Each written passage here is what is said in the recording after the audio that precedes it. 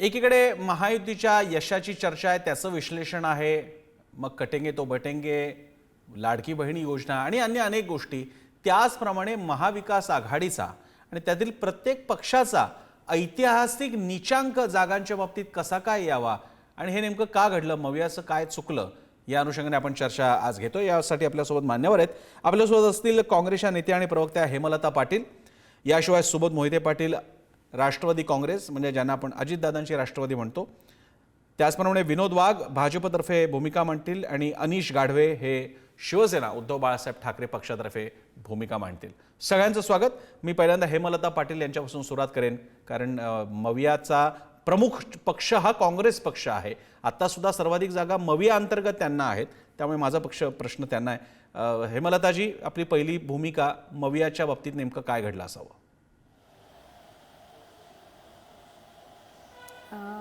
इतक्या कमी जागा येतील असं कुठल्याही कार्यकर्त्यांनाही वाटत नव्हतं आणि नेत्यांनाही वाटत नव्हतं। आणि लोकसभेमध्ये ज्या पद्धतीचा विजय महाराष्ट्रामध्ये महाविकास आघाडीला मिळाला होता, त्यामुळे एक थोडंसं निर्धास्तपण आलेलं होतं की पुढे सुद्धा हाच ट्रेंड राहील आणि जनमत पण असंच राहील। परंतु मला असं वाटतं की लाडकी बहीण योजना ज्या पद्धतीने आणली आणि दिवाळीच्या तोंडावरती ज्या पद्धतीने 7,500 महिलांना 2-3 महिन्याचे जे पैसे मिळाले, तर त्याच्यामध्ये त्यांनी एक असं पद्धतीचं केलं की आमचं सरकार जर परत आलं नाही तर कदाचित ही योजना बंद होईल। किंवा जेव्हा महाविकास आघाडीकडून असं सांगितलं गेलं की सरकारी तिजोरीमध्ये खडखडाट आहे आणि मग त्यामुळे पुढे आपल्याला ही योजना आपल्याला मिळेल की नाही, अशी महिलांमध्ये असणारी भीती, बटेंगे तो कटेंगे हा एक ज्या पद्धतीने नॅरेटिव्ह सेट केला गेला आणि जे धार्मिक ध्रुवीकरण प्रचंड मोठ्या प्रमाणामध्ये केलं गेलं, हे एक कारण असावं। आणि आमच्या पक्षामध्ये ज्या पद्धतीने मुख्यमंत्री पदाचा कोण उमेदवार असावा किंवा जागा वाटपामध्ये जी खिचताणी झाली, शेवटपर्यंत जो जागा वाटपामध्ये जो ज्या पद्धतीचा गोंधळ झाला, काही ठिकाणी ज्या पद्धतीने एबी फॉर्म दिले गेले, तर हे सगळं मला असं वाटतं की कुठेतरी हे कारणीभूत ठरलं असावं। दुसरी गोष्ट, पैशांचा ज्या पद्धतीने अमाप वारेमाप जो पैसा उधळला गेला, त्याच पद्धतीने ज्या सगळ्या सरकारी यंत्रणा ज्या पद्धतीने कामाला लागल्या आणि ह्या सगळ्या गोष्टीचा एकत्र इम्पॅक्ट झाला असावा। महाविकास आघाडी थोडीशी एकत्रितपणे सामोरी जाते आणि महायुती ज्या पद्धतीने एकत्रितपणे सामोरी जाते आणि महाविकास आघाडीमध्ये थोडासा जो विसंवाद होता तर तोच मला वाटतं लोकांच्या समोर आला आणि ह्या सगळ्या गोष्टींचा एकत्र इम्पॅक्ट होईल अशा पद्धतीचं मतदान झालं।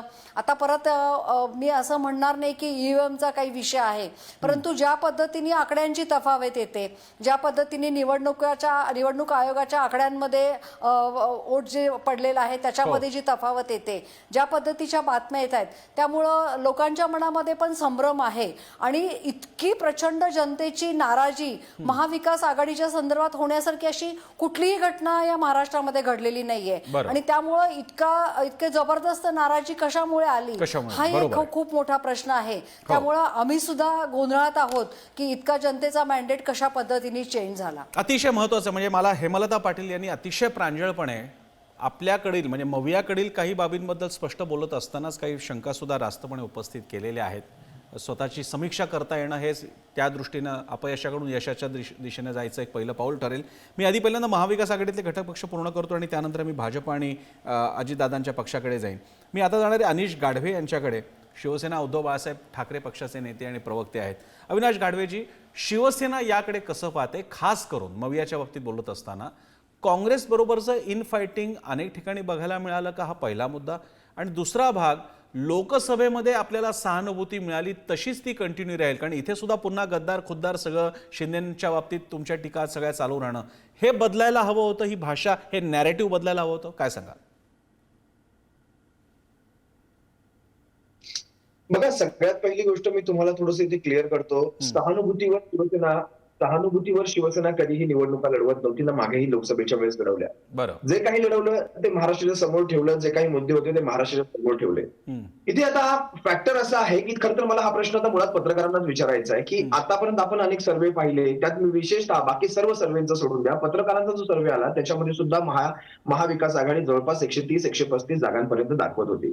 मग असं काय घडलं की जे पत्रकारांनाही दिसलं नाही? कारण पत्रकार दोन शब्दांच्या पलीकडचं, दोन बातम्यांच्या पलीकडचं, बातम्यांच्याही पलीकडचं पाहतात. त्या पत्रकारांनाही हा सगळा प्रकार दिसून नाही आला की की त्यांच्याही आकलनाच्या पलीकडची ही सगळी परिस्थिती होती की काय? हा माझा प्रश्न पत्रकारितेला पत्रकारांना देखील राहील. त्यात तुम्ही आलात, ठीक आहे. आता माझा प्रश्न आहे महायुतीला. खरं तर आमचं आकलन आम्ही ते सगळं काही करू, आमच्या पराभवाची कारणं वगैरे आम्ही सगळं शोधू, पण सद्य परिस्थिती जे सांगते ते तुम्हा सर्वांसमोर ठेवणं आणि महाराष्ट्रासमोर ठेवणं हे फार गरजेचं आहे. एवढा आत्मविश्वास जर खरंच भारतीय जनता पक्षाला असता तर मला तरी नक्की वाटत नाही की अजित पवार साहेबांना त्यांनी सोबत घेतलं असतं. एवढ्या मोठ्या प्रमाणाचा आत्मविश्वास असताच तर एवढं. कारण बघा, आजपर्यंत मी 60 पासूनचा इतिहास पाहिला, 60 पासून 2024चा, तर ही पहिली अशी निवडणूक आहे 60 मध्ये 48 जागांचा विरोधात पक्ष बसला होता आणि आज 48-49 जागांवर पुन्हा, म्हणजे जवळपास 40-50-60 वर्षांनंतर, जवळपास 60-70 वर्षांनंतर आज जवळपास विरोधी पक्षामध्ये विरोधी पक्ष नेताही बनेल की नाही अशी परिस्थिती निर्माण करून झालेली आहे. आता स्वर्गीय इंदिरा गांधीजींच्या मृत्यूनंतर, त्यांच्या हत्येनंतर म्हणा किंवा राजीव गांधींच्या हत्येनंतर सुद्धा एवढी मोठी लाट कधी अशी सहानुभूतीची उसळली होती ज्यात काँग्रेसलाही इतक्या मोठ्या जागा मिळतील असंही त्या काळात झालं होतं. जे आता ज्यावेळेस 14 मध्ये लाट सुनाव्या होत्या त्याही वेळेस 123 वर आलेला भारतीय जनता पक्षात 133 वर जातो. खरं तर भाजपच्या नेत्यांमध्ये स्वतःमध्येच एक कुतूहलाचं वातावरण की हे नेमकं कसं घडलं. बरं. सगळं आपण जरी बाजूला ठेवलं ना तरी एक प्रश्न प्रसन्नजी माझ्या मनात अजूनही आहे. प्रश्न असा आहे की आज मग मुसलमानांची किंवा मुस्लिम बांधवांची मतं गेली कुणीकडे? जे आमच्यावर आरोप करत होते की मुस्लिमांची मतं तुम्हाला मिळाली, तुम्हाला ह्या धर्माची त्या धर्माची मतं मिळाली, मग आज ही सगळी मतं या महायुतीने घेतली असं म्हणायचं का? कारण आम्हाला मिळाली म्हणजे वोट जिहाद, आणि मग ती आम्हाला मिळाली नाही, मग यांच्याकडे गेली, मग त्याला नेमकं काय नाव देणार, काय गोंडस नाव देणार? हा माझा सगळ्यात पहिला प्रश्न. किंवा आता कमीत कमी मी दुसऱ्या अर्थाने याला विचारतो, कमीत कमी पुढच्या 4-4.5 महिन्यापर्यंत किंवा जोपर्यंत उत्तर प्रदेशच्या किंवा आणखी छोट्या आणि मोठ्या, छोटं राज्य आणि मोठं राज्य एकत्रच लावायची बरं का इलेक्शन. मोठ्या राज्याचा निकाल आपल्या साईडनं, छोट्या राज्याचा निकाल विरोधात दाखवायचा, म्हणजे कसं प्रश्नचिन्ह तयार होत नाही. मग आता उत्तर प्रदेशच्या निवडणुकीपर्यंत हिंदू सेफ आहे का, तोपर्यंत सगळ्यांनी शांत झोपायचं. मग जशा उत्तर प्रदेशच्या निवडणुका येतील हिंदू कटेंगे आणि बटेंगे मध्ये बाटला जाईल का? या सगळ्या गोष्टींना कुठेतरी एक प्रश्न उभा राहता. आज पहा तुम्ही मला वाटतं राजेश टोपेंची एक तुम्ही मुलाखत दाखवली, त्यांचं एक हे सांगितलं, पराभव हा माझा काहीतरी हे नाहीये आणि मी पुन्हा येईल फिरून नव्याने, हा हे जीवन नाशवंत नाही, ते काहीतरी म्हणाले. आज राजेश टोपेंसारख्या आरोग्य मंत्र्यांनी ज्यावेळेस इतकं भयानक, म्हणजे इतकं सुंदर असं काम केलं, त्यांनी त्यांच्या कारकिर्दीला साजेसं असं काम केलं आरोग्यमंत्री म्हणून. त्यांनी आपल्या आईच्या मैतीमध्ये जाण्याऐवजी त्यांनी लोकांची सेवा करण्यामध्ये आपलं त्यावेळेस ते दिवस दिले. विचार करा, आज ते पडतात, त्यांचा पराभव होतो आणि छत्रपती शिवरायांच्या पुतळ्यात भ्रष्टाचार करणारे 2-2 आमदार निवडून येतात. मला नवल वाटतं, महाराष्ट्राची जनता एवढी कृतज्ञ कधीच नाहीये आणि ती नाहीच आहे. हा महाराष्ट्राच्या जनतेचा कौल आहे की नाहीये हा आता हे प्रशासनाने पाहावं, आम्ही याच्यावर पुढची पावलं उचलूच, पण हा जनादेश नक्कीच नसून हा धनादेश मला जास्त वाटतो प्रसन्नजी. मला गाडवेजी, तुम्ही आतापर्यंत जे विश्लेषण केलं, पुन्हा मी मगाशी जे म्हणाल होते, तुम्ही आता सुद्धा सांगतायत ते महायुतीच्या काय बाजू असू शकतात, त्यांच्या काय चुका झाल्या किंवा त्याबद्दल तुमचे एक आरोप झाले. मव्याचं काहीच चुकलं नाही, सगळी स्ट्रॅटेजी अचूक होती. सीट शेअरिंग पासून, प्रचाराच्या मुद्द्यांपासून, नेत्यांच्या भाषणाच्या स्टाईलपर्यंत सगळं बरोबर होतं. जी काही चूक झाली ती बाहेरून झाली असं आपल्याला म्हणायचंय? असं मी कधीही म्हणणार नाही प्रसन्नजी. बघा, चुकणार नाही तो माणूस नाही, मग तो परमेश्वर होतो आणि परमेश्वराकडनंही चुका होतात. आमच्याकडनंही हजारो चुका झाल्या असतील, हजारो लाखो चुका झाल्या असतील, पण त्या लाखो चुकाही जागा अशा 47 पर्यंत येईपर्यंत आमच्याकडनं चुका झालेल्या नाहीत. चुका असू शकतात जागांच्या वाटपामध्ये, समजा जी जागा काँग्रेसला लढवायला हवी होती ती शिवसेनेने लढवली असेल, जी शिवसेनेला लढवायला हवी असेल ती काँग्रेसने किंवा राष्ट्रवादीने, असं अनेक ठिकाणी होऊ शकतं. समजा अपक्ष मॅनेज करण्यामध्ये आम्ही कुठे कमी पडलो असू, त्याही गोष्टी होऊ शकतात. काही ठिकाणी आमच्याकडे पैसा कमी पडला असेल, तिथे आमच्याकडे वाटण्यासाठी पैसा नसेल कदाचित, काही गोष्टी आमच्याकडनं होऊ शकतात. असं नाही म्हणत आहे मी, पण विचार करा, आज एवढा फरक होईल. महाराष्ट्राच्या कुठल्याही सर्वेने 47 जागा दाखवण्या इतपत आजचं हे वातावरण दाखवलं नव्हतं. हे असं का घडलंय? हे प्रत्येक वेळी आपण आपल्या चुका काढणं म्हणजे आपण बरोबर आहोत आणि आम्ही लोकांसमोर बरं. आमच्या चुका दाखवल्या म्हणजे आम्ही प्रांजळपणे आम्ही आमचं अपयश कबूल केलं, पण हे अपयश जर आमचं असतं किंवा जनतेने दिलेला आम्हाला हा मॅन्डेट असता, बरं. आम्ही तर आमची साधीशी मागणी ना प्रसन्नजी, ठीक. काही नाही 25 जागांच्या 25 आम्ही सांगतो त्या 25 जागांच्या ठिकाणी आपले ईव्हीएम आणि व्हीव्हीपॅट तरी काउंट करा, हो. व्हीव्हीपॅटची काउंटिंग आणि आम्ही सांगतो त्या जागांच्या ठिकाणी तरी करा. बरं. रॅन्डमली आम्ही 25 सांगू समजा, पण त्याही गोष्टी होत नाहीयेत. आज आमचं कुठेही ऐकून घेतलं जात नाहीये प्रसन्नजी. बरं, मी हे सगळे मुद्दे घेऊन भाजपकडे जातो. पहिल्यांदा जर मी जाईन विनोद वाघ यांच्याकडे आणि त्यानंतर सुबोध मोहिते पाटलांकडे. विनोद वाघजी, हेमलता पाटील आणि गाढवे या दोघांचंही म्हणणं आपण ऐकलेलं आहे. त्यातला ज्या काही चुका होत्या त्या हेमलता पाटीलांनी मान्य केला की काही बाबी चुकल्या असतील महाविकास आघाडीकडून, पण त्याचवेळी गाढवेंची काही मुद्दे सुद्धा महत्त्वाचे होते. ते म्हणजे असा कसा हा निकाल लागू शकतो, इतका सुद्धा वाईट कसा असू शकतो की म्हणजे जेव्हा 2014 आणि 19ला मोदींची प्रचंड लाट होती तेव्हा सुद्धा या पक्षांना 40-40 जागा होत्या. तेव्हा एकीकृत शिवसेना होती ती सोडून द्या, एकट्या काँग्रेसला 14 आणि 19ला सुद्धा 40च्या वर आमदार होते. मग आज असं कसं झालं? विरोधकांच्या विरोधातली लाट हा पहिला प्रकार कसा दिसायला लागला? आणि तिथे त्यांचं म्हणणं आहे की मग मात्र आम्हाला किमान तुमच्या यंत्रणांबद्दल विश्वास आहे, मग व्हीव्हीपॅटच्या रिसीट तरी मोजल्या गेल्या पाहिजेत. काय म्हणणं आहे आपलं? प्रसन्नजी, सर्वप्रथम तर मी हेमलताताईचे आभार व्यक्त करतो की त्यांनी बऱ्याचशा गोष्टी, बऱ्याचशा त्यांच्या चुका महाविकास आघाडीच्या कबूल केल्या आणि एक दोन गोष्टी सोडल्या तर त्यांनी जवळपास त्यांचं मान्य केलं की आमच्या काय चुका झाल्या. परंतु आजही गाढवेजी जे बोलले की ते चुकाच मान्य करायला तयार नाही. आणि दुसरं गोष्ट असं कसं घडू शकतं हे जे वारंवार ते सांगतायत, या महाराष्ट्रात काही घडू शकतं. महाराष्ट्राची जनता आणि लोकांनी ठरवलं तर लोक कुठलाही पद्धतीचा निर्णय आणि निकाल देऊ शकतात. लोकसभेला आम्ही सुद्धा हेच म्हणत होतो की असं कसं घडलं, आणि ज्यावेळेस लोकसभेला आम्हाला या ठिकाणी महाराष्ट्रामध्ये कमी जागा मिळाल्या, आम्ही नम्रपणे आमचा तो पराभव या ठिकाणी स्वीकारला, मान्य केला की लोकांनी आम्हाला या ठिकाणी लोकसभेमध्ये कमी जागा दिल्या, ते आम्ही मान्य केलं. परंतु त्यावेळेस पासून ज्यावेळेस लोकसभेला महाराष्ट्रामध्ये महाविकास आघाडीला मोठ्या प्रमाणात यश मिळालं, त्याच्यानंतर जो यांचा उन्माद आपल्याला या ठिकाणी बघायला मिळाला, हे जातीवाद धर्मवाद म्हणतात. खरा महाराष्ट्रात जातीवाद आणि धर्मवाद यांनी सुरू केला. यांचे प्रत्येक नेते असतील, प्रवक्ते असतील, मग संजय राऊत आपण सोडूनच द्या, संजय राऊतच्या बाबतीत महाराष्ट्रात काही नव्यानं सांगायची गरज नाही. संजय राऊतच्या बोलण्यामुळेच मी तर म्हणतो आम्हाला जास्तीत जास्त फायदा जर कोणाचा झाला असेल तर तो संजय राऊतचा झाला. संजय राऊत सारखे जे लोक यांच्याकडे आहे त्यांच्यामुळं, त्यांच्या बोलण्यामुळं आणि त्यांच्या महाराष्ट्राबद्दल अतिशय विषारी बोलण्यानं आम्हाला या ठिकाणी फायदा झाला. आणि महाराष्ट्राच्या जनतेला एवढं खालच्या पातळीवर जाऊन टीका करणं आवडत नाही, तशा पद्धतीची टीका यांनी केली. दुसरी गोष्ट यांनी केलं काय, ज्यावेळेस महायुती या ठिकाणी राज्यामध्ये विकासात्मक दृष्टिकोनातून काम करत होते, महाराष्ट्रातल्या प्रत्येक घटकाला न्याय देण्यासाठी काम करत होते, त्यावेळेस यांनी फक्त ते धंदे बंद कसे करता येईल, त्याच्यावर टीका कशी करता येईल, त्याच्या आड कसे येता येईल, त्या योजना कशा रोखता येईल, ते सगळे कार्यक्रम कसे थांबवता येईल यासाठी प्रयत्न केले. हे सुद्धा महाराष्ट्राच्या जनतेला आवडलेलं नाही. परंतु आम्ही या सगळ्या टीकेकडे दुर्लक्ष करून महाराष्ट्राच्या हितासाठी निर्णय घेत होतो. यांनी ठरवून ठेवलं होतं की काहीतरी गोष्टी जसे गुजरातकडे उद्योग पळवले जाते असा एक चुकीचा नॅरेटिव्ह सेट करायचा. लोकसभेमध्ये सुद्धा यांनी संविधान बदलणार असा एक चुकीचा नॅरेटिव्ह सेट केला. पण चुकीच्या नॅरेटिव्हवर एकदा यश मिळू शकतं, कायमस्वरूपी त्या ठिकाणी यश मिळत नाही, हे महाराष्ट्राच्या जनतेने दाखवून दिलं आणि यांनी आता त्यातून ते शिकलं पाहिजे. आम्ही सुद्धा आज आम्हाला जरी इतक्या जागा मिळाल्या तरी आम्ही यशानं त्या ठिकाणी उन्माद करणार नाही, हरवून जाणार नाही. आम्ही यामध्ये सुद्धा अजून शिकतोय आणि शिकायला लागलो. आमचे कालच प्रदेश अध्यक्षांनी तुम्ही बघितलं असेल की एवढ्या जागा मिळाल्यानंतर जशा लोकसभेला यांना जागा मिळाल्या हे त्या ठिकाणी थांबून गेले आणि हे अशा आविर्भावात होते की आता आपली पुढे सत्ता येणार. आता आम्हाला काल लोकांनी एवढ्या मोठ्या प्रमाणात जागा दिल्यानंतर, आम्हाला मोठ्या प्रमाणात स्वीकारल्यानंतर सुद्धा आमच्या प्रदेश अध्यक्षांनी कालच सांगितलं की आता भारतीय जनता पार्टी महायुतीतला एक प्रमुख पक्ष, आम्ही आमच्या सदस्य नोंदणीच्या कामाला लागलो. म्हणजे आम्ही संघटनात्मक बांधणीतून काम करत आलो, विकासात्मक गोष्टीवर काम करत आलो आणि लोकांना न्याय देण्याचं काम करत आलो. आता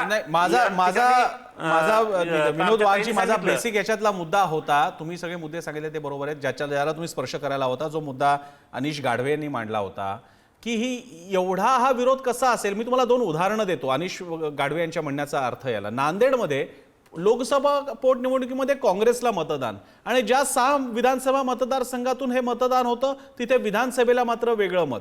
आणखी एका ठिकाणी, मला तर एकदम नाव रिकलेक्ट होत नाहीये, तिथे ज्या गावामधल्या संस्थांमध्ये त्या गावातले लोक नोकरी करतात त्या संस्थेच्या प्रमुखाला 0 मत. आणि अशी अनेक ठिकाणच्या गोष्टी बघायला मिळतात की जिकडे हे होणं, कसब्यामध्ये मी तुम्हाला सांगतो, तिकडे कमल व्यवहारे लढत होत्या, त्या ज्या भागातून येतात त्यांची जी काही गल्लीबोळ आहे तिथल्या मतदान केंद्रावरती त्यांना अगदी 2-5 मतं आहेत की जेव्हा की त्या गल्लीमध्ये त्यांची 52 घरं आहेत अशी माहिती आहे. अशा असंख्य उदाहरणं सध्या येत आहेत. इतकंच काय, प्रमुख वृत्तपत्रांनी सुद्धा जवळपास 50हून जास्त मतदारसंघामध्ये काउंटिंग आणि प्रत्यक्ष काय यंत्रणामधला जो काही फरक आलेला आहे, जे डिटेल्स निवडणूक आयोगात येतात, याच्यातल्या फरकाबद्दल नीट स्टोरी केलेल्या आहेत. त्यामुळे मी सांगोवांगी बोलत नाहीये, मी फेक न्यूज बद्दल सांगत नाहीये. या आक्षेपांबद्दल काय म्हणाल तुम्ही? प्रसन्नजी, मी तुम्हाला सांगतो की लोक काय सांगतात, जे आपले कार्यकर्ते असतात ते त्या ठिकाणी आपल्या नेत्याला कधी सत्यता सांगत नाही. कुठला कार्यकर्ता हे सांगेल की आता एखाद्या त्यांच्या नेत्याचा पराभव झाल्यावर की नाही मी माझ्या गावात कमी पडलो म्हणून. मी तुम्हाला माझं उदाहरण देतो. मी 2 विधानसभा निवडणूक लढल्या. मी 2000ला विधानसभेची निवडणूक लढली. मला ज्या गावात माझे नातेवाईक जवळपास 200-400च्या संख्येनं होते त्या गावात मला 1 अन् 2 मतं पडली. मलाही त्यावेळेस वाटत होतं, मलाही माझे नातेवाईक सांगत होते की नाही आम्ही मतं दिली मग मतं गेली कुठं. मला त्यावेळेस शंका येत होती की आपल्याला मतं दिले मग मतं गेली कुठं. परंतु मला तब्बल म्हणजे 2009 ते 2024 एक 15 वर्षानंतर आता ती लोक मला सांगतायत, बोलायला लागली, नाही भाऊ आम्ही त्यावेळेस तुम्हाला मतं नव्हती दिली, काय कारणास्तव त्यांनी मतं दुसरीकडे दिली होती. म्हणजे अशा पद्धतीच्या गोष्टी नंतर हळूहळू समोर येतात. ठीक आहे, मी सुबोध मोहितेंकडे जातो. आपल्याकडे मला सगळ्यांकडे जायचंय, मला फक्त तेवढा मुद्दा जायचा होता. सुबोध मोहिते पाटलांकडे जातो. ते राष्ट्रवादी काँग्रेसचे प्रवक्ते आहेत, अजितदादांची आपण ज्याला राष्ट्रवादी म्हणतो. सुबोध मोहितेजी, सगळा विषय तुमच्या समोर आहे, तुमची प्रतिक्रिया. नाही, याच्यामध्ये मी थोडक्यात जे फेल्युअर आहे त्याला एकदम शॉर्ट मध्ये करतो. 5+1 पॉइंट्स. पहिला पॉइंट आहे की over confidence is more dangerous. तो कसा झाला, काय झाला, काँग्रेसच्या प्रवक्त्याने सांगितलं.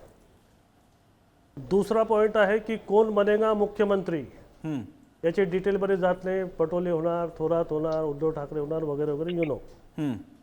तिसरा पॉइंट आहे की miss coordination in seat sharing, याच्यावर डिस्कशन झालेलं आहे. चौथा पॉइंट आहे fail to set a false narrative, याच्यावर डिस्कशन झालेलं आहे की जो नॅरेटिव्ह फॉल्स होता तो सेट करण्यामध्ये पहिल्या निवडणुकीमध्ये जे यश आलं ते दुसऱ्या निवडणुकीमध्ये आलं नाही. चौथा पॉइंट आहे ज्या मॅडमनी सांगितलं की संजय राऊत यांचा भोंगा. हे 5 पॉइंट फेल्युअर आहे. याच्या व्यतिरिक्त हे इम्पॉर्टंट आहेच, पण बघा मी सगळ्यात एक व्हॅलिड पॉइंट आपल्याला सांगतो की काँग्रेस किंवा अलायडची जी पार्टी आहे यांचं सगळ्यात मोठं फेल्युअर, हे तर जनरल मुद्दे झाले साहेब, सगळ्यात मोठा मुद्दा हा आहे की यांनी निगेटिव्ह पॉलिटिक्स केलं. बरं, आता शिवसेनेचे आपले जे साहेब होते ते सांगत होते की व्हीव्हीपॅट आपण चेक करा. ठीक आहे, आता तुम्ही ट्रेंड बघा.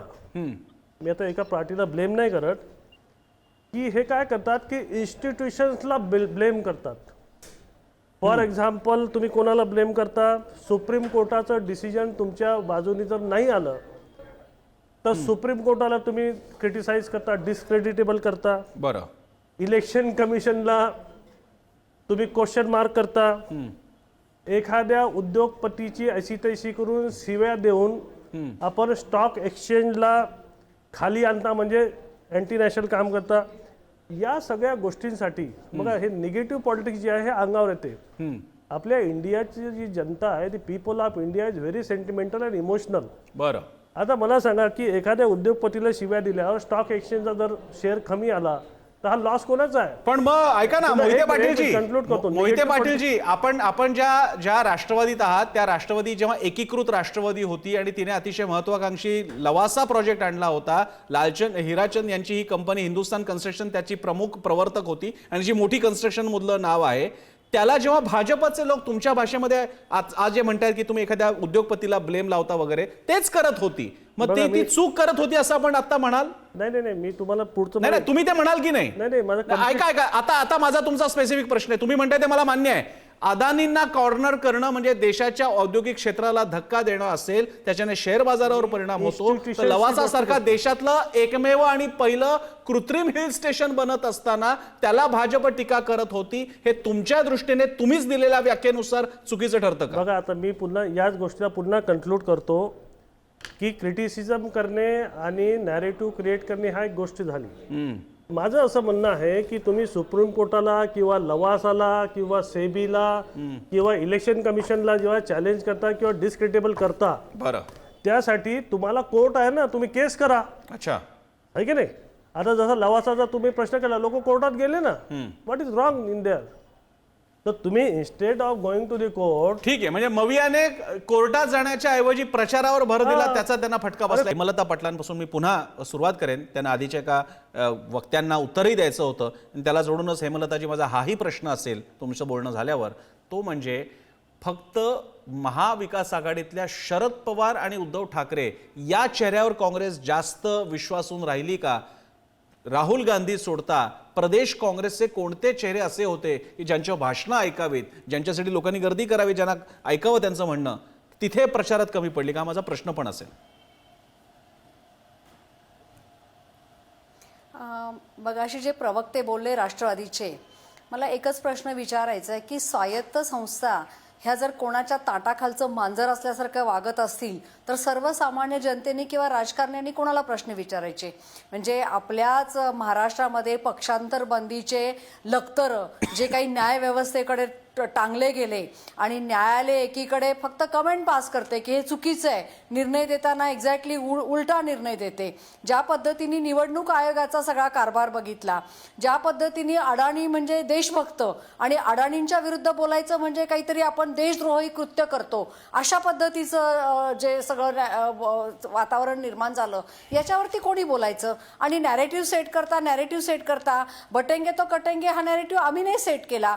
विकासाच्या मुद्द्यावरती जे निवडणूक सुरुवात झाली, विकासाचा मुद्दा 8,00,000 कोटीचं महाराष्ट्रावरती कर्ज आहे.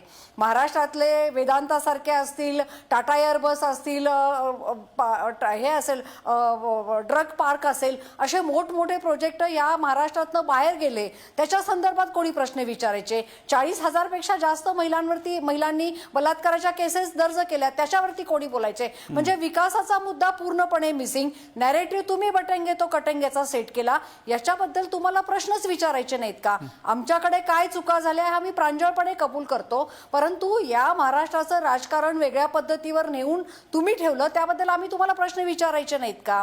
मी सांगते, अतिशय प्रामाणिकपणे सांगते की माझी नाशिक महानगरपालिकेमध्ये 6वी टर्म चालू आहे. माझ्या आत्ता 30 वर्षाच्या कार्यकाळामध्ये पहिल्यांदा मी विधानसभेच्या निवडणुका, नगरपालिकेच्या निवडणुका लढल्यासारख्या बघितल्या गेल्या. 3-3 हजार आणि 5-5 आणि 6-6 हजाराला एक मत विकत घेणं, हे एवढे अशा पद्धतीचा एवढा पैशांचा अपव्यय येतो कुठून आणि हा पैसा येतो कुठून? म्हणजे यावरती काय आम्ही प्रश्नच विचारायचे नाहीत का? ज्या पद्धतीने महाराष्ट्रातल्या जनतेला तुम्ही भ्रमित केलं, याच्याबद्दल बोलायचं नाही का? तर ह्या सगळ्या ज्या गोष्टी घडल्या त्या सुद्धा ह्या महाराष्ट्राचं राजकीय चित्र बदलण्यासाठी कारणीभूत घडल्या, याच्यावरती पण बोललं पाहिजे. तुम्ही दुसरा एक मला प्रश्न विचारला की काँग्रेसचा चेहरा. खरं सांगायचं तर शरद पवार हे महाविकास आघाडीमधले ज्येष्ठ नेते होते. ज्या तडफेनं त्यांनी सगळी प्रचार यंत्रणा राबवली आणि त्यांच्या आधिपत्याखाली राबवली गेली, हेही कबूल करावं लागेल. दुसरी गोष्ट की ज्या पद्धतीने हरियाणाचा नुकताच निकाल लागला होता आणि हरियाणाच्या निकालामध्ये असं झालं की छोट्या पक्षांना बरोबर न घेतल्यामुळे जवळपास आमचा वोट शेअर 10% कमी झाला आणि त्यामुळे सर्वांना बरोबर घ्या, सर्वांना सांभाळून घ्या, अशा पद्धतीचं एक वरतून ज्या पद्धतीने आदेश आले, त्यामुळे काँग्रेसचे नेते थोडंसं काळजीपूर्वक हे सगळं करत होते. आणि काय झालं की काँग्रेसचे प्रत्येक नेते हे निवडणुकीमध्ये अडकून गेले. आपण बघितलं, बाळासाहेब थोरात एक दिवस सुद्धा संगमनेरला देऊ शकले नाहीत की अनेक ठिकाणी ते प्रचार करत होते. तर हे जे काही घडलं, त्यामुळे की प्रचार यंत्रणा त्या पद्धतीने आमचे नेते सगळीकडे पोहोचले नाहीत. पृथ्वीराज चव्हाण असतील, बाळासाहेब थोरात असतील, नाना पटोले असतील, बंटी पाटील असतील, नंतर धीरज देशमुख असतील, अमित देशमुख असतील, विश्वजित कदम असतील, हे सगळे आपापल्या मतदारसंघामध्ये अटकून गेले आणि ज्या पद्धतीने मतदारसंघामध्ये त्यांच्या विरुद्ध परिस्थिती तयार केली गेली त्यामुळे काँग्रेसच्या त्या पद्धतीने प्रचार सभा होऊ शकल्या नाहीत. ही पण वस्तुस्थिती आहे आणि ती पण मान्य केली पाहिजे. अतिशय एक वेगळं विश्लेषण त्यांनी नीट मांडलेलं आहे. मी पुन्हा एकदा जातो अनिश गाढवे यांच्याकडे. अनिशजी, मी तुम्हाला आठवण करून देऊ इच्छितो, लोकसभा 2024ला मी तुमच्या ठाण्यात आलो होतो आणि त्या कार्यक्रमात तुम्ही सुद्धा उपस्थित होता. विषय तेव्हा राजन विचारे तेव्हा होते आणि तुम्ही त्यांच्या बाजूने होता. आणि पुढे काय झालं आपल्याला कल्पना आहे. निकाल तसा नाही लागला. तुम्ही त्यावेळी, मला आठवते, तुम्ही सगळी मंडळी एकदम चार्ज होतात की राजन विचार म्हणजे हक्काची सीट होती. हा प्रश्न मी तुम्हाला यासाठी विचारतोय की शिंदेची शिवसेना नाहीच आहे, ठाकरे म्हणजेच शिवसेना आणि लोक उभंच करणार नाही शिंदेच्या शिवसेनेला. हे जे लोकसभेपासून तुम्ही बघत होता त्याच्यात लोकसभेला थोडा फायदा झाला. शिंदे माघारी गेले नव्हते, त्यांच्या सुद्धा तेवढ्याच चांगल्या सीट्स आलेल्या आहेत, स्ट्राईक रेट त्यांचाही चांगला आहे. आणि मग त्या भ्रमातून किंवा त्या समजातून तुम्ही बाहेर न आल्यामुळे की शिंदेची शिवसेना नाहीच आहे, लोक त्याला रेकग्नाइज करतच नाहीत, त्याचा फटका इथे बसलाय का? मी तुम्हाला पुन्हा राजन विचारांची निवडणूक, तुम्ही पण होता त्या कार्यक्रमाला पुढारी न्यूजच्या, तिथपासून सुरुवात झालेली आहे याची की तुम्ही शिंदेंना मानतच नव्हता की त्यांची शिवसेना लोकांमध्ये गेलेली आहे. याचाच फटका बसला.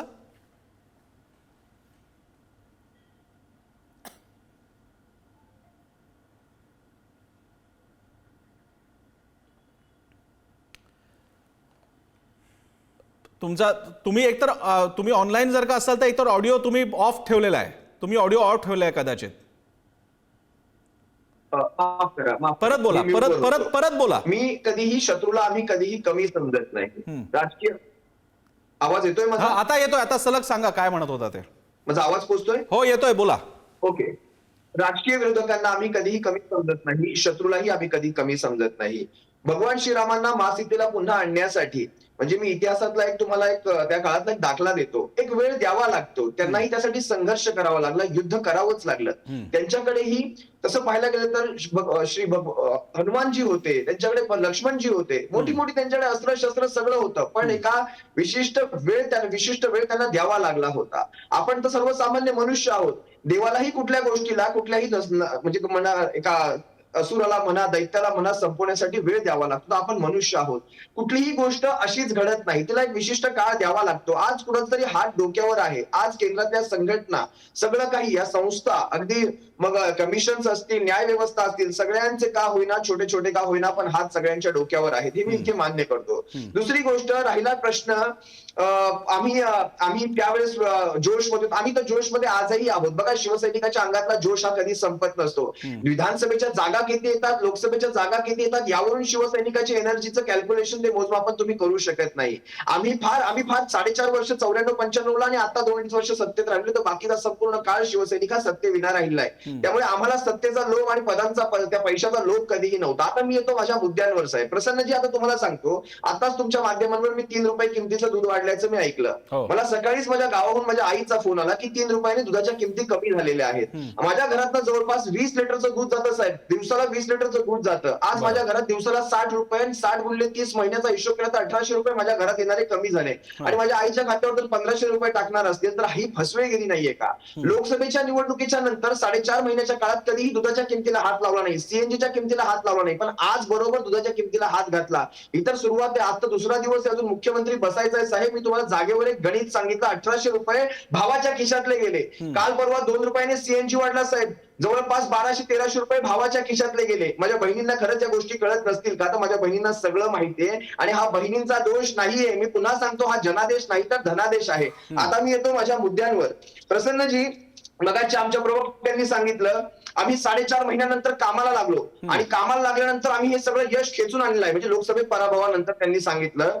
तर 4.5 महिने त्यांनी काय काम केलं सांगू, यांना विचारा तुम्ही. 4.5 महिन्यानंतर एक नारा बनवला, कटेंगे बटेंगेचा आणि एक रहेंगे तो सेफ रहेंगेचा नारा बनवला. आणि ह्या नाऱ्यात फक्त धर्माचं नाव नाही टाकलं, धर्म म्हणजे ती एक ओपन एंडेड क्वेश्चन सोडला. आम्ही कटेंगे बटेंगे आणि एक हे तो सेफ आहे म्हणजे कुठलेही आम्ही सर्व देशवासियांनी एक राहायचंय. पण देश कुठला खतऱ्यामध्ये होता हे सांगू शकणार नाही. दुसरा ह्यांनी आरोप केला की कोणत्या कोणत्या गोष्टीवर आम्ही स्टे आणला, तर हे एकही गोष्टीचं नाव नाही सांगू शकणार. आरेची कारशेड व्यतिरिक्त जवळपास 1400 झाडांची कत्तल झाली तिकडे. झाडांचा पर्यावरणाचा प्रश्न असल्यामुळेच फक्त आरेच्या कारशेडला आपण स्टे आणला होता.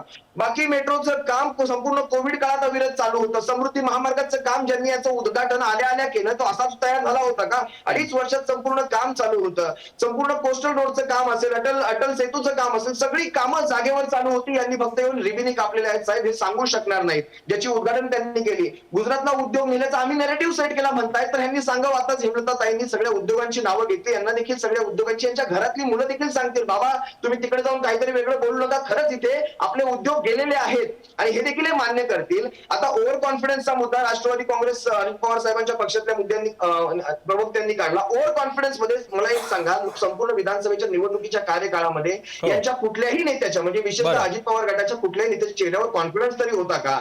आज स्वतः मी कित्येक डिबेट मी हँडल केले आहेत, मंत्रालयाच्या समोर केले आहेत. त्यांच्या प्रवक्त्यांना नवाब मलिकांवरून प्रश्न विचारायचं तर भाजपमध्ये आणि अजित पवारांच्या पक्षामध्ये तुतुमेमे चालायचं.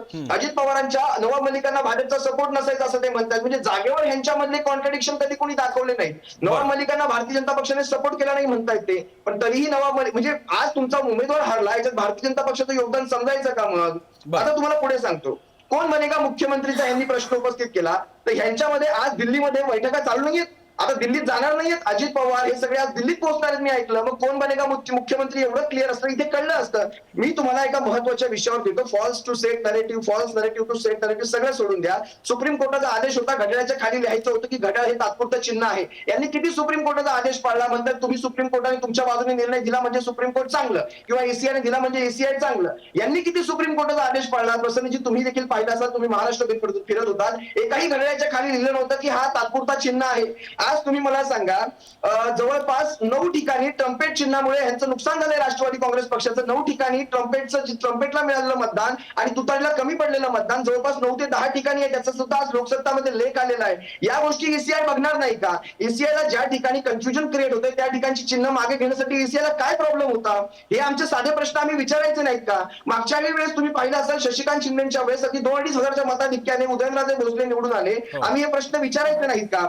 आता महत्वाचा मुद्दा आहे, आता हा माझा आणि शेवटचा मुद्दा मी इथे तुमच्या समोर जो मांडतो. मगाशी तुम्ही काही नेत्यांची नावं घेतली. दहिसर मधून येरुळकर आहेत मनसेचे, त्यांच्या घरामध्ये जवळपास 5 मतं आहेत, 5 मतं, आणि त्यांच्या एरियातून त्यांना 2च मतं मिळाली. म्हणजे त्यांच्या बहिणीने, त्यांच्या आईने आणि त्यांच्या मुलीने यांनीही त्यांनी स्वतःला त्यांच्या म्हणजे नवऱ्याला मतदान केलं नाही का, मुलाला मतदान केलं नाही का? मग हे प्रश्न विचारले तर आम्ही सगळ्या सिस्टमच्या विरोधात.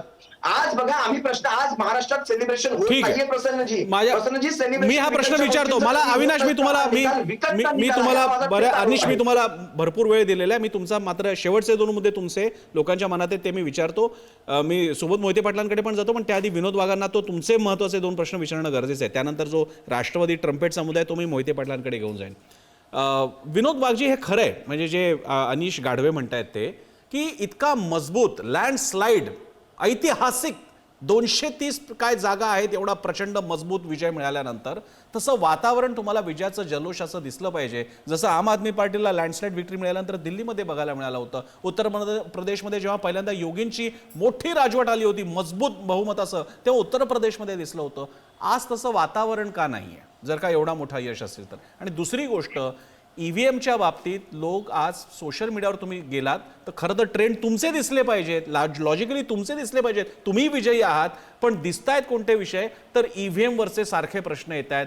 अनेक छोटे मोठे पोल, आता त्या पोल्सना काय लिगल त्याला एंटिटी काही नाही, ती मला मान्य आहे तुम्ही म्हणालात तर, पण जे काय कोणी व्हॉट्सअप पोल घेते, फेसबुकवरती टाकते किंवा काय, त्याच्यामध्ये लोकांच्या मनात हळूहळू आता ते नॅरेटिव्ह कोणी तयार करू न करू आपोआप तयार व्हायला लागलेलं आहे. शेवटी तुम्हाला शासक म्हणून याला उत्तर द्यावं लागेल. काय म्हणणं आहे आपलं? नाही, आता काय की ज्याची जशी दृष्टी तशी त्याला दिसते सृष्टी, तशा पद्धतीनं यांनी ते एक स्वतःचा चष्मा लावून घेतला. मी तेच म्हटलं की हे अजूनही स्वतःचं आत्मपरीक्षण करत नाही, फक्त काहीतरी ईव्हीएम आणि इतर गोष्टीवर दोष देऊन हे स्वतःचं अपयश त्या ठिकाणी झाकतायत. सर्वप्रथम हे त्यांनी त्यांच्या हितासाठी बदललं पाहिजे. दुसऱ्या, मला याच्या अगोदर यांनी ज्या काही 2-4 गोष्टी बोलल्या त्याही मी क्लिअर करू द्या. यांनी जसं सांगितलं की उद्योगधंदे पळवले, मला तुम्ही सांगा की यांचं सरकार गेल्यानंतर 4-5 दिवसात म्हणजे एकनाथजी शिंदे महायुतीचे मुख्यमंत्री झाल्यानंतर 4-5 दिवसात, म्हणजे त्याच्या अगोदरच्याच काळात ते उद्योग जाण्याची सगळी प्रक्रिया उद्धव ठाकरे हे मुख्यमंत्री असताना त्या ठिकाणी पूर्ण झाली होती. म्हणजे उद्योगधंदे यांच्या काळात गेले आणि हे खापर महायुतीवर फोडतायत. हे यांचं पहिलं अपयश ते लपवतायत आणि खापर आमच्यावर फोडतायत. दुसऱ्या गोष्टी, आता तुम्ही जे निवडणुकीचा म्हटलंय की आता महाराष्ट्रामध्ये तुम्हाला जल्लोष दिसत नाही, उत्साह दिसत नाही असं कोण म्हणतं? आम्हाला दिसतोय. मी सांगितलं नाही, यांना दिसणारच नाही ना, बरं. की हे त्या चष्म्यातून बघतच नाहीये. आम्हाला लोकांच्या मनात आनंद दिसतो, लोकांच्या मनात उत्साह दिसतो, लोक आज आनंदी आहे आणि या सगळ्या गोष्टीला हे स्वतः कारणीभूत आहे.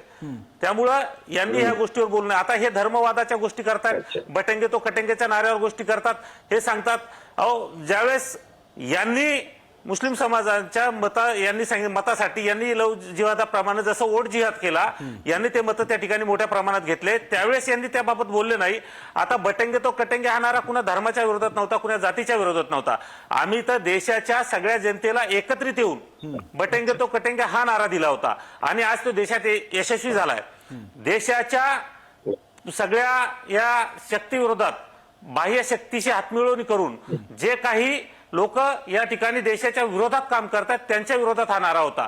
राज्यातले सुद्धा जे काही नेते आहे, राज्याच्या विकासाच्या दृष्टिकोनातून राज्यातल्या जनतेच्या विरोधात जे काही या ठिकाणी ते काम करत होते त्यांच्यासाठी हा नारा होता. म्हणून लोकांनी तो नारा स्वीकारला आणि लोक मोठ्या प्रमाणात महायुतीच्या पाठीमागे या ठिकाणी आले. त्यामुळे बटेंगे कटेंग्याचा हा नारा काही जातीभेद वाढवणारा नव्हता, हा जातीभेद संपवणारा होता. महाराष्ट्राचा एकोपा आणि सगळ्या जाती धर्माला, ऐका जरा, तुमच्या मदत नाही बोललो मी, महाराष्ट्राच्या सगळ्या जाती धर्माला एकत्रित घेऊन चालणारा हा नारा होता. त्यामुळे याच्यात यांना त्याबद्दल, नाऱ्याबद्दल यांचं काही दुमत असण्याचं काही कारणच नाही.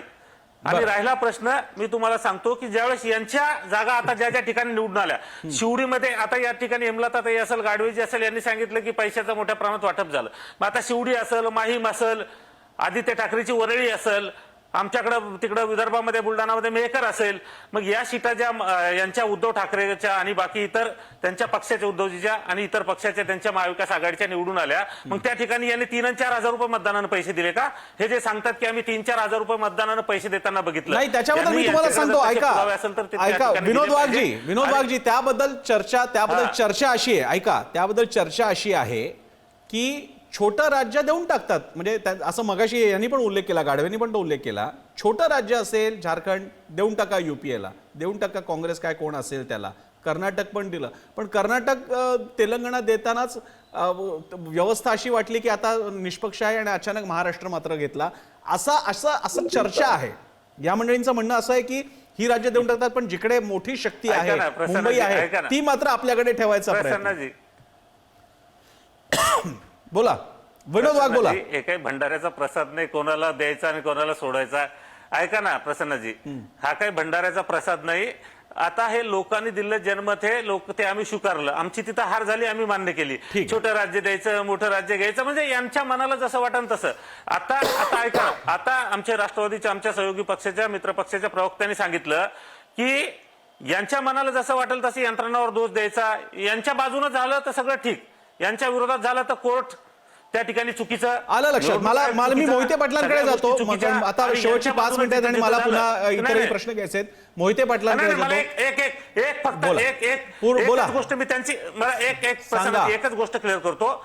ते महाराष्ट्राच्या जनतेचा ते एक अपमान करतात. त्यांनी आता सांगितलं की महाराष्ट्राच्या जनतेला दिशाभूल करतायत. तुतारी आणि पिपाणी बद्दल त्यांनी या ठिकाणी मत मांडलं. अहो, महाराष्ट्राची जनता एवढी अनपड आहे का? महाराष्ट्राचा मतदार एवढा अनपड आहे का? त्यांना कळतं की आपल्याला मत कुठं द्यायचं. तुम्ही ग्रामपंचायतच्या निवडणूक आपण बघतो, एका वार्डामध्ये ग्रामपंचायतच्या मी थोडंसं थांबवतो, कारण मला नाही तर मोहिते पाटलांना वेळ देता येणार नाही. मी मोहिते पाटलांकडे जातो. मोहिते पाटील बोला, तुम्ही बोला. ठीक आहे. अनिश गाडवे आणि विनोद वाघ, प्लीज प्लीज प्लीज, विनंती आहे, माझी विनंती आहे, थांबा तुम्ही, नाही तर मोहिते पाटलांना वेळ मिळणार नाही. विनोद वाघ, कळलेलं आहे, तुमची भूमिका कळली. आता तुमचे सहकारी बोलतायत. विनोद वाघ, तुमचे सहकारी बोलतायत, बोला. मोहिते पाटील. बटेंगे तो कटेंगे हा जो नारा आहे, ज्याच्यावर आपली डिबेट चालू आहे, मी आपल्याला माहिती आहे एकदम लॉजिकल बोलत असतो की जसं BJPच्या प्रवक्त्यांनी सांगितलं किंवा शिवसेनेच्या प्रवक्त्यांनी सांगितली, 2 वेगवेगळ्या लाईन घेतल्या. असा स्पेसिफिक कुठेच या ठिकाणी धर्माचा, जातीचा किंवा रिलिजनचा उल्लेख नाही. हे तर क्लिअर झालेलं आहे. दुसरी गोष्ट मी आपल्याला कंट्री हे म्हणतो की याच्यापेक्षा डेंजरस मुस्लिम अपीजमेंट जे आहे ही काँग्रेसने केलेलं आहे आणि मुसलमानांना मूर्ख बनवलं आहे. त्याचे 2 उदाहरणं देतो साहेब. पहिलं उदाहरण तुम्ही तेलंगणाचं घ्या. तेलंगणामध्ये किती % मुस्लिम आहे आणि काँग्रेसचा एकही आमदार त्या ठिकाणी तेलंगणामध्ये नाही. मार्क करा, गुगलवर चेक करा. दुसरं, आता मी बसल्या बसल्या बघितलं, रेवंत रेड्डीच्या मंत्रिमंडळामध्ये 12% मुस्लिम आहे, पण त्या ठिकाणी एकही मंत्री मुस्लिम नाही. हा एक पार्ट झाला. दुसरा, कटेंगे तो बटेंगे म्हणजे काय? मला सांगा की गव्हर्नमेंट ऑफ इंडियाची किंवा गव्हर्नमेंट ऑफ महाराष्ट्र अशी कुठली स्कीम आहे का की जी पर्टिक्युलर रिलिजियनसाठी आहे? मुसलमानांना घरकुल नाही आहे का? किंवा लाडकी बहीणमध्ये मुस्लिम कम्युनिटी नाही आहे का? त्याच्यामुळे हा इरिलेव्हंट डिस्कशन आहे, बटेंगे तो कटेंगे. याला मी समर्थन करतो. हे काय रिलिजियन कुठल्या रिलिजियनच्या विरोधात किंवा जातीच्या विरोधात असं माझं म्हणणं नाही आहे. याचं मी समर्थन करतो. बरं, मी हेमलता पाटील यांच्याकडे जातो की महाविकास आघाडीतला एक मोठा भाऊ म्हणून, कारण राष्ट्रीय तो पक्ष आहे. हेमलता पाटीलजी, या सगळ्यानंतर आता महापालिकेची मोठी टेस्ट तुमच्यासमोर असणार आहे. एक प्रचंड आत्मविश्वास वाढलेला महायुती असणार आहे आणि शिवाय तुम्ही असणार आहात. आणि मला तुमचं लक्ष वेधायचं ते मुंबईकडे, जिथे काँग्रेसचे सुद्धा स्टेक आहेत. आत्ता या क्षणी मुंबई महापालिकेवरची सत्ता, आता तसं तर ती प्रशासक आहे, पण जी काही सत्ता होती ती शिवसेना आणि काँग्रेस एकत्र आली होती. त्याच्यामुळे शिवसेना काँग्रेसला म्हणून बहुमताचा आकडा गाठता आला, नाही तर शिवसेनेला गाठता आला नसता ऑन इट्स ओन असती तर, भाजपबरोबर काडीमोड घेतल्यानंतर. माझा तुम्हाला प्रश्न आहे, आता शिवसेनेच्या सुद्धा अस्तित्वाचा प्रश्न उभा राहिलेला आहे. जागा कशा कमी झाल्या, जागा वाटपाच्या या सगळ्या वादात ते त्यांनी पाहिलेलं आहे. काय चित्र तुम्ही पाहताय महाविकास आघाडीतल्या एकसंधतेचं, खास करून शिवसेनेबरोबर? गेल्या 3 वर्षामध्ये महापालिकेचं संपूर्ण महाराष्ट्रामध्ये ज्या पद्धतीने वाटोळ झालेलं आहे, म्हणजे आयुक्त हा फक्त मुख्यमंत्र्यांना आन्सरेबल, आणि ज्या पद्धतीचे निर्णय संपूर्ण महाराष्ट्रामधल्या महापालिकांमध्ये झाले, त्यामुळं पूर्ण शहरामधल्या महापालिकेचा असंही वाटोळ झालेला आहे. आता तुम्ही जो प्रश्न विचारला की काँग्रेस आणि शिवसेना आणि राष्ट्रवादी, तर मला असं प्रामाणिकपणे काँग्रेसची कार्यकर्ती म्हणून वाटतं की कोणीही कुठलाही इगो न ठेवता जी जागा निवडून येणार आहे, ज्या जागेमध्ये ज्या पक्षाला प्राबल्य आहे, जो उमेदवार चांगला आहे, कारण महापालिकेच्या निवडणुका हा खूप छोट्या प्रमाणावरती असतात, तर त्या उमेदवाराची लोकप्रियता आणि हा सगळ्या गोष्टींचा विचार करून कुठलाही इगो न ठेवता आणि कुठलीही भाषणबाजी न करता, परस्पर कुठलाही न घोषणा करता, एकत्रपणे आत्तापासून जर त्याच्यावरती काम केलं राष्ट्रवादी काँग्रेस, शिवसेना आणि काँग्रेस पक्ष, तर मला असं वाटतं की महानगरपालिकेच्या निवडणुका आम्हाला अवघड जाणार नाही आहेत. परंतु तिन्ही पक्षांनी एकत्र येऊन वाचाळवीर न बनता कोणीही अतिशय शांततेतपणे हा जर प्रश्न सोडवला तर मला असं वाटतं की कार्यकर्त्यांना न्याय मिळेल, नाहीतर मग फार कार्यकर्त्यांना अवघड परिस्थितीतून जावं लागेल. अतिशय संयतपणे हेमलता पाटील यांनी भूमिका मांडलेली आहे, कारण मधल्या काळात मविया बाबतीत, आता या पश्चात बुद्धीला काही अर्थ नाही, पण